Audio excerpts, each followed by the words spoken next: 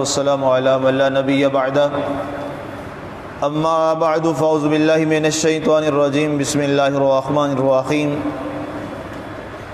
کذبت ثمود بالنذر فقالوا بشرا منا واحدا نتبعه انا اذا لفی ضلال وسعر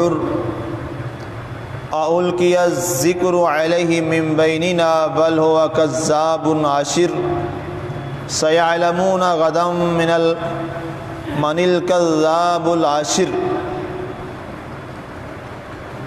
سمود نے تنبیہات کی تکذیب کی، بس بولے کہ ہم اپنے میں سے ایک آدمی کی پیروی کریں پھر تو ہم یقیناً گمراہی اور عذاب میں جا پڑیں گے۔ کیا ہمارے درمیان انہی پر وحی نازل کی گئی؟ بلکہ وہ جھوٹا اور شریر ہے۔ ان قریب کل انہیں پتہ چل جائے گا کہ کون جھوٹا اور شریر ہے۔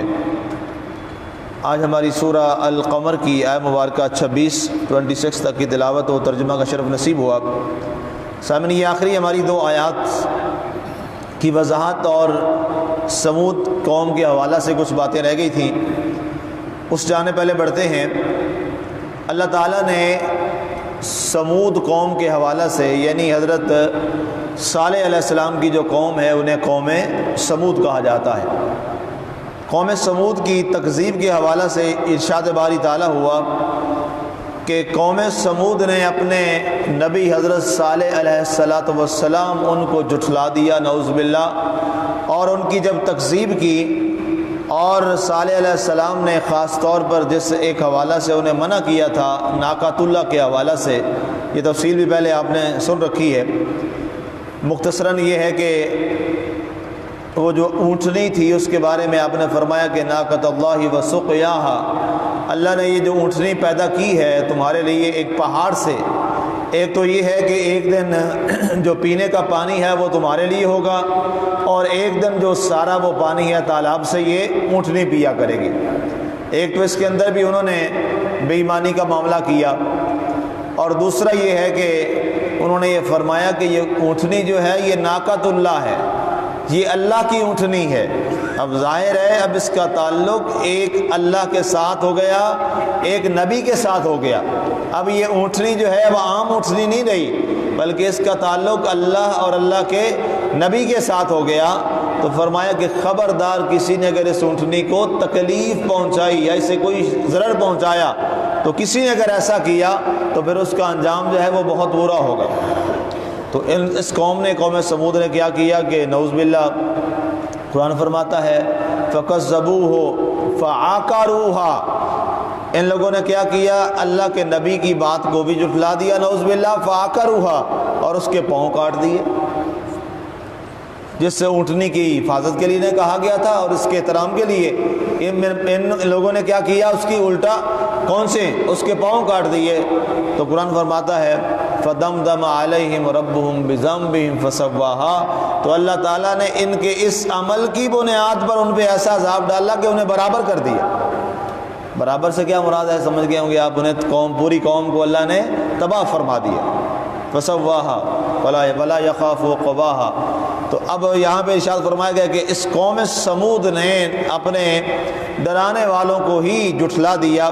فَقَالُوا أَبَشَرًا مِنَّا وَاحِدًا نَتَّبِعُهُ، یہی بات جو کافروں نے، یہ سوال یہ ہے کہ اللہ تعالیٰ بات تو مکہ کے کافروں سے کر رہا ہے اور حوالہ اللہ تعالیٰ صالح علیہ السلام کا دے رہا ہے، یہاں پر یہ آیت لانے کا مقصد کیا ہے؟ تو اس مقصد کو قرآن پاک نے بیان فرمایا کہ تمہیں غور کرنا چاہیے کہ آج تم ہمارے نبی صلی اللہ علیہ وسلم سے، حضرت محمد رسول اللہ صلی اللہ علیہ وسلم سے یہ کہہ رہے ہو کہ ہمارے میں سے نبوت اس کے سر پہ کیوں آئی؟ نبی اللہ تعالیٰ نے ابن عبداللہ کو ہی کیوں بنایا ہے؟ ہم میں سے کوئی اور نبی کیوں نہیں بنا؟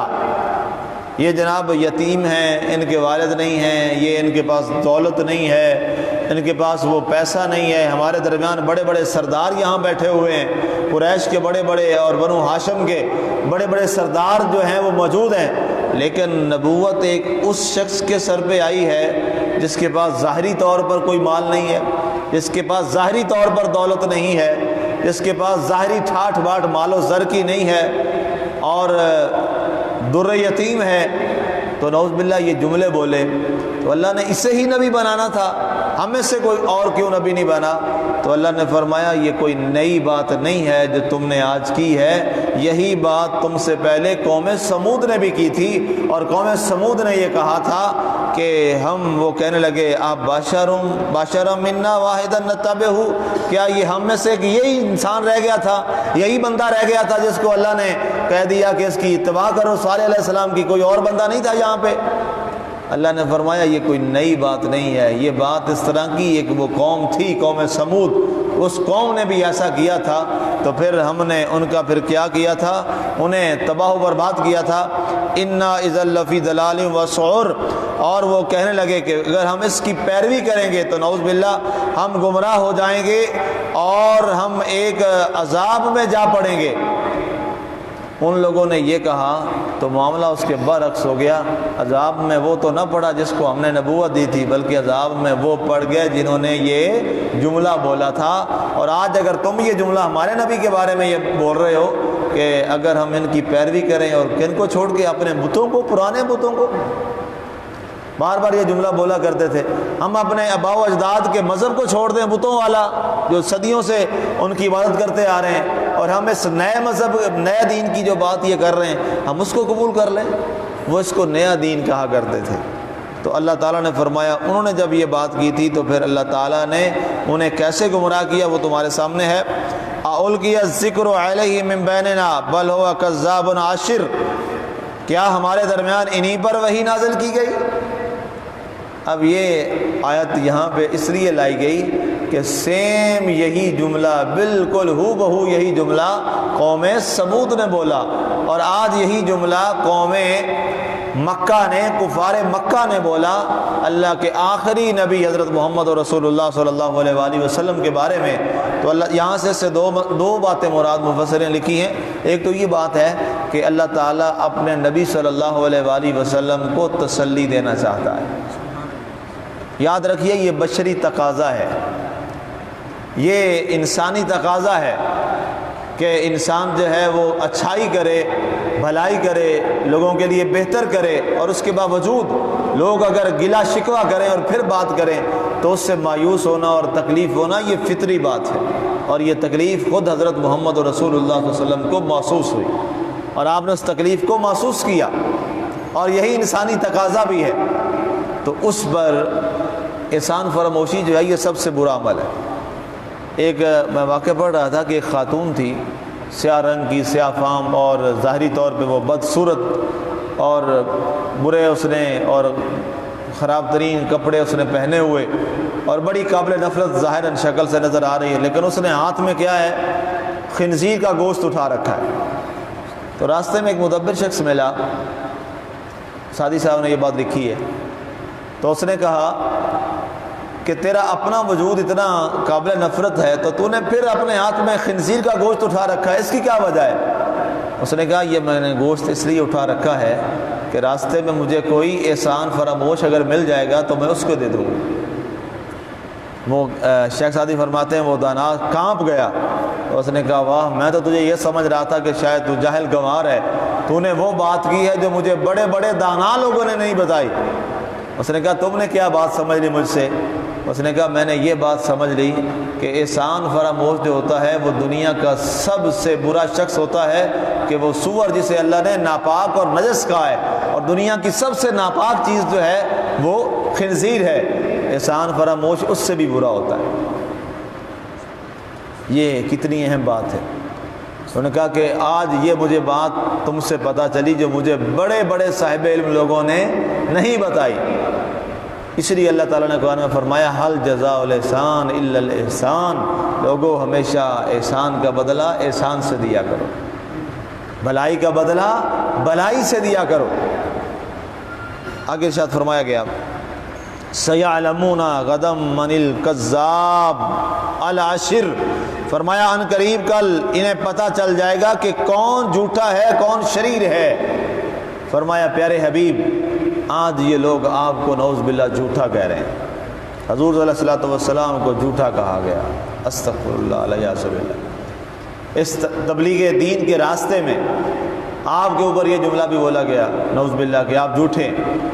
اس کے بعد یہ کہا گیا کہ نعوذ باللہ آپ شریر ہیں، آپ ہم آرام سے رہ رہے تھے، بتوں والا معاملہ ہمارا آرام سے چل رہا تھا، ہمارے قبیلوں میں کوئی لڑائی اور جھگڑا نہیں تھا، آپ آئے اور آپ نے کہا یہ بت چھوڑ دو، ان بتوں کو چھوڑ دو، یہ ناپاک ہیں، یہ نجس ہیں، اور آپ نے ہمارے اپنے لوگوں کو ہمارے اپنے سامنے کھڑا کر دیا۔ تو نعوذ باللہ حضور کو کہا کرتے تھے کہ یہ آپ نے شر والا کام کیا ہے۔ اللہ نے فرمایا شر والا کام یہ کر رہے ہیں، ہمارا حبیب تو خیر کے علاوہ کوئی بات ہی نہیں فرماتا، اور ہمارے نبی کی لسان اطہر پر اور زبان اطہر پر ہر لمحہ جو بات چلتی ہے وہ کیا ہے؟ وہ خیر اور بھلائی کی ہے۔ ایسے ماحول میں اور ایسے سارے جملے بولے جانے کے بعد پھر بھی لا الہ الا اللہ محمد رسول اللہ صلی اللہ علیہ وسلم کی صدا کو بلند کیا، یہی ترہ امتیاز تھا آپ کے اور میرے نبی حضرت سیدنا محمد رسول اللہ صلی اللہ علیہ وآلہ وسلم کا، اور آپ کے اسی صبر کا بدلہ ہے۔ یہ صبر جو ہوتا ہے یہ سب سے بڑا بدلہ ہوتا ہے، یہ اسی صبر کا بدلہ ہے کہ اللہ تعالیٰ نے بہت تھوڑے عرصے میں، آپ کا عرصہ سارے نبیوں میں سے سب سے کم ترین عرصہ ہے، جو آپ دنیا میں آپ تشریف، جب اعلان نبوت ہوتا ہے 40 سال کی عمر میں آپ نے اعلان نبوت کیا ہے، اور 63 برس کی عمر میں آپ اس ظاہری دنیا سے آپ تشریف لے گئے، اور کل نفس ذائقۃ الموت کا معاملہ پیش آ گیا، تو یہ بنتے ہیں ٹوٹل 23 سال۔ صرف 23 سال کا تھوڑا سا عرصہ ہے، آپ نے اس 23 سال کے عرصے میں اپنا پیغام پوری دنیا تک پہنچا دیا تھا، اور اللہ تعالیٰ نے اس زمانہ میں اور اس دور میں اسلام کو وہ شان و شوکت عطا فرمائی کہ اس طرح کی پھر شان و شوکت آج تک اسلام دیکھ نہیں سکا، وہ والی عزت اور وہ والا وقار آج تک اسلام دیکھ نہیں سکا۔ وہاں پر اس وقت 1-2 ریاستیں تھیں، 4 ریاستیں تھیں، لیکن پوری دنیا اس اسلام کے آگے سر نگوں تھی اور جھکی ہوئی تھی، اور اسلام اپنی ٹھاٹھ باٹھ کے ساتھ اور اپنے شان اور شوکت کے ساتھ اسلام موجود تھا، اور دنیا جو ہے وہ لرزتی تھی ان لوگوں سے۔ لیکن آج 54-56 ممالک ہونے کے باوجود، ایٹمی طاقتیں ہونے کے باوجود، اچھی فوجیں ہونے کے باوجود، اسلام جو ہے وہ غریب الوطن ہے اور کمزور ہے، اور سپر پاور جو ہے وہ غیر مسلم لوگ ہیں۔ یہ ایک بہرحال سوالیہ نشان ہے ہمارے لیے کہ ایک ہو کر وہ سپر پاور تھے اور یہاں 56 ہو کر سپر پاور عیسائی ہے، تو یہ مسلمانوں سے ضرور سوال بنتا ہے۔ اللہ تعالی ہمیں عمل کی توفیق عطا فرمائے، آمین۔ وما علینا الا البلاغ المبین۔